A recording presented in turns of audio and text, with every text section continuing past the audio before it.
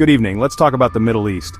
It's a region that has historically been about as calm and stable as a toddler holding a full can of soda. But just when you thought you had a handle on the main players and their long-standing, complicated squabbles, 2025 decided to throw a massive curveball. I'm talking, of course, about the recent bombing campaign between Israel and Qatar. Yes, you heard that right, Israel and Qatar. It's like finding out your quiet accountant and your yoga instructor have suddenly declared a blood feud. It's unexpected, it's confusing, and it makes you wonder if you missed a very important, very angry email chain. For weeks now, our screens have been filled with images of explosions lighting up the night sky over Doha, and targeted strikes near sensitive sites in Tel Aviv. It's a conflict that seemed to spring out of nowhere, leaving international diplomats scrambling and news anchors desperately trying to find Qatar on a map without zooming in too much. The situation is, to put it mildly, a hot mess. It's a geopolitical dumpster fire, and everyone has brought their own can of gasoline to the party. We're going to try and unpack this whole thing to figure out how two countries separated by over 1,000 miles of other countries decided that launching expensive projectiles at each other was the best way to spend their summer. So, let's set the scene. The date was August 15th, 2025. The event? A seemingly innocent youth soccer tournament final in Doha sponsored by a major Qatari corporation. It was the Future Champions Friendship Cup. The final match was between a youth team from Tel Aviv and a local Doha team. Tensions were already a bit high because, well, it's the Middle East. Friendly competition can sometimes be interpreted as a chance to settle ancient grievances on a soccer field. But nobody expected what happened next. The match was a nail-biter, tied 1-1 into the final minutes. Then, a controversial penalty was awarded to the Doha team. The Tel Aviv team, their parents, and their coaches were furious. They claimed the referee was biased. The Doha team scored the penalty and won the match. What followed was not a celebration of sportsmanship. Instead, a brawl erupted. We're not talking about a little pushing and shoving, we're talking about parents jumping onto the field, coaches screaming at each other, and teenagers throwing punches. It was like a Black Friday sale, but with more grass stains and less consumer electronics.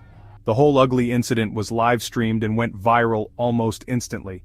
This is where things escalate from a regrettable sports incident to an international crisis.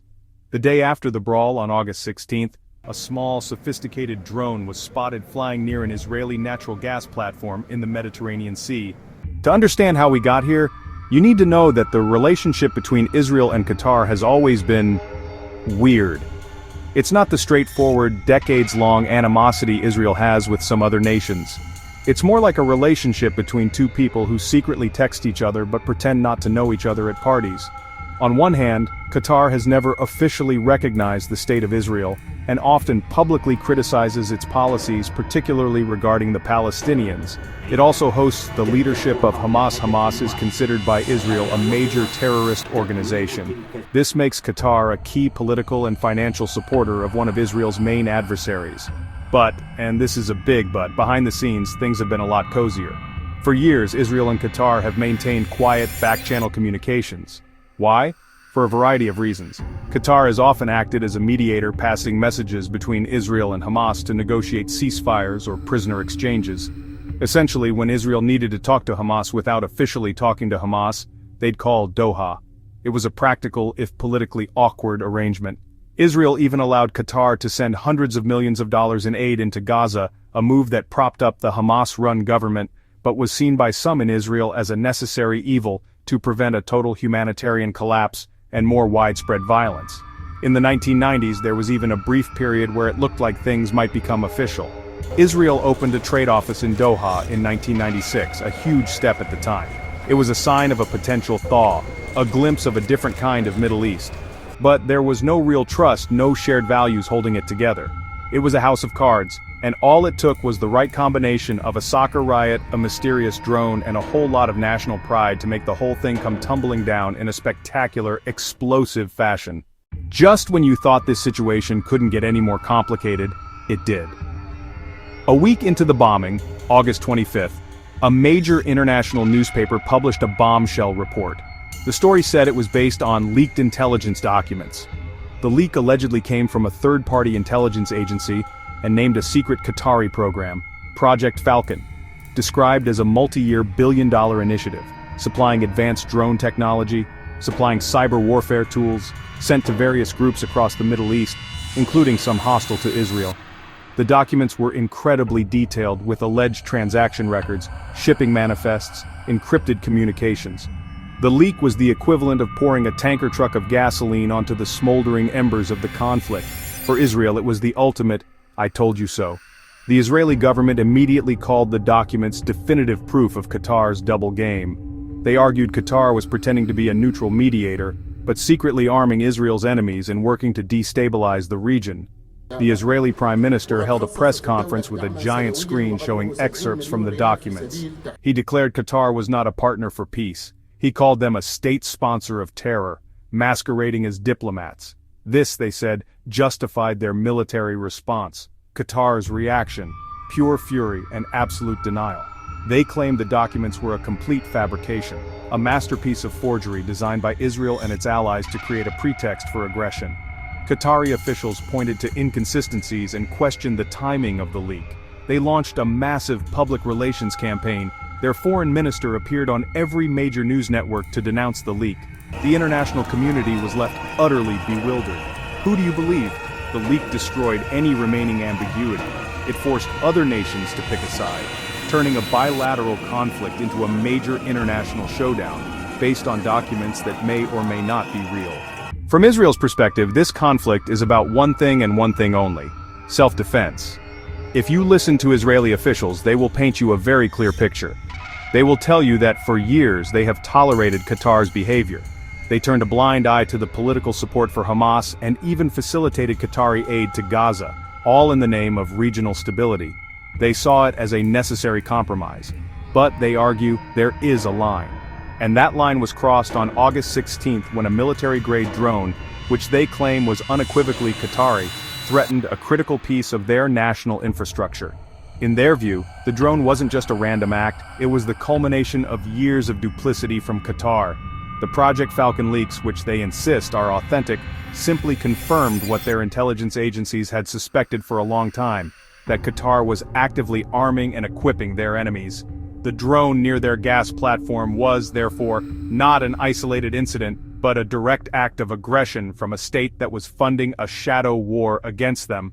An Israeli government spokesperson put it this way: imagine your neighbor keeps telling you he wants peace, while you see him through the window, sharpening knives and handing them to your worst enemies.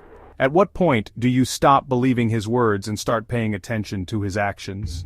The initial bombing of the drone control center was presented as a measured and proportional response.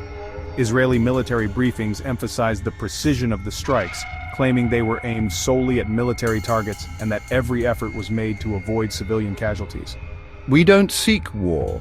They argue that they were not seeking a war, but simply sending a clear and undeniable message. We will not tolerate direct threats to our national security. When Qatar failed to, in their words, de-escalate and take responsibility, Israel felt it had no choice but to continue and broaden the strikes. For many Israelis, this isn't an act of aggression, it's the government finally standing up to a country that has been playing a dangerous and deceptive game for far too long. They believe they are simply drawing a line in the sand. Now let's flip the coin and look at this from Qatar's perspective.